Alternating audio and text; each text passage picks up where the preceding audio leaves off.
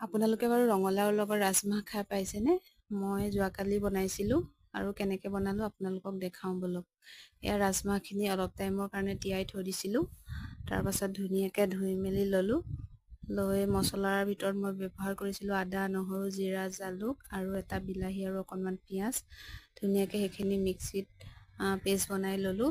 তাৰপাছত কুকাৰত ৰাজমাহ, ৰঙালাও, আলু গোটেইখিনি দি আৰু অকণমান নিমখ দি 3টা চিটি মৰাই ল'লোঁ।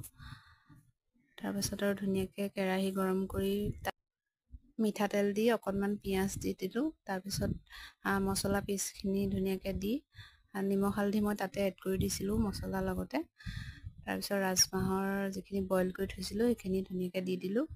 দি আৰু উতল আহিবলৈ দিলোঁ অলপ টাইম। তাৰপাছতে অকণমান তাতে বাটাৰ এড কৰিলোঁ।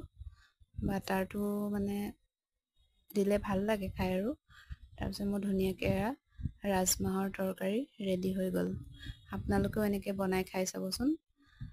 আৰু ভিডিঅ'টো ভাল লাগিলে লাইক কমেণ্ট কৰি দিব। আজিলৈ ইমানেই, বাই।